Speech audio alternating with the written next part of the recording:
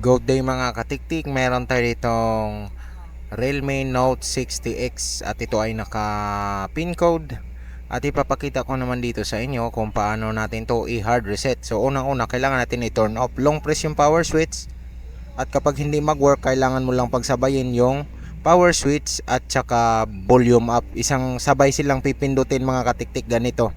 Tingnan nyo paano gawin, sabay mo siyang pindutin. Yan, ganyan lang para lumabas to. And then slide mo lang pababa para mag full power off ang ating Realme Note 60.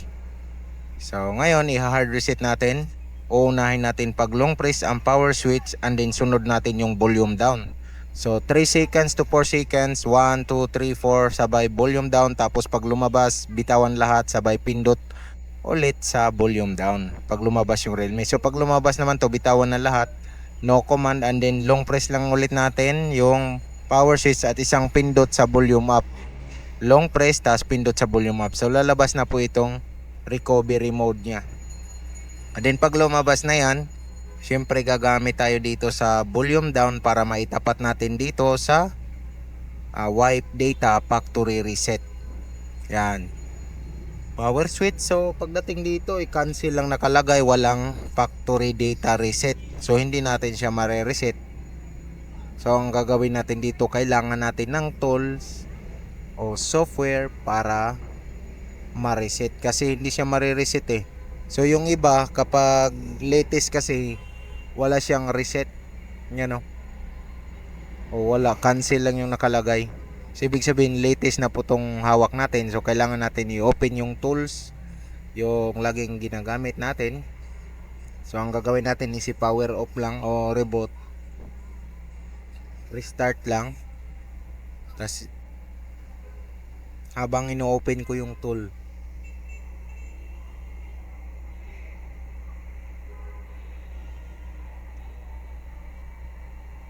yan.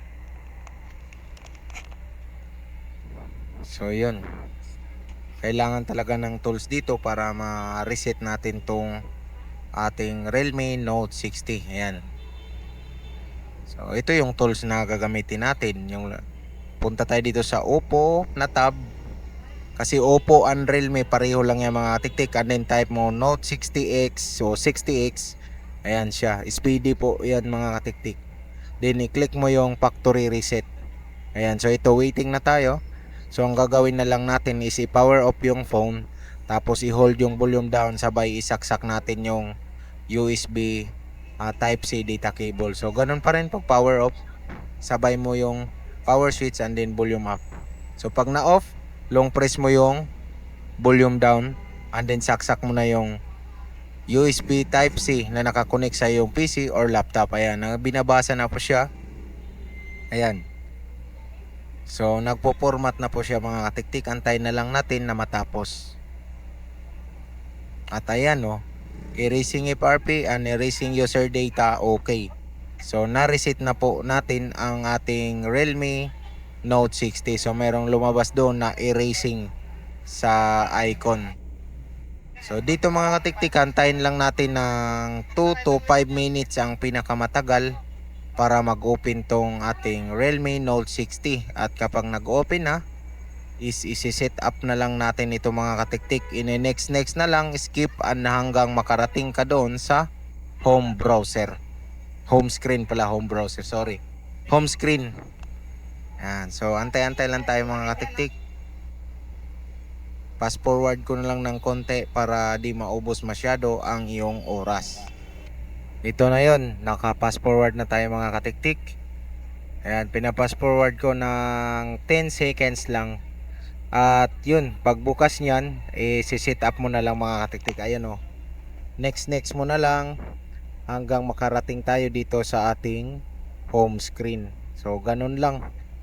Kapag latest yung version, wala na po siyang reset. Pero kung kayo ay nasa mababang version pa lang yung security patch level, hindi mo kailangan ng tools, mare-reset mo pa rin yung ganyan na phone, yung Realme Note 60, gamit lang ang volume down at saka power switch. Pero pagka latest na is hindi na po siya gagana, kailangan na po siya ng tools bago natin ma-reset ang ating cellphone, no? So pag ginawa nyo yon, lahat ng mga pictures and files na na-download nyo, mga apps, is mabubura. Ang matira na lang dyan is yung built-in na apps yan, katulad nitong ating na-reset. So ito yung phone model para di kayo maguluhan. Ayan, so kitang kita naman, Realme Note 60X. So maraming salamat sa panonood, at kung bago ka lang dito, huwag kalimutan mag-like at syempre mag-subscribe ka na rin para maging updated ka sa susunod ko na upload. Salamat.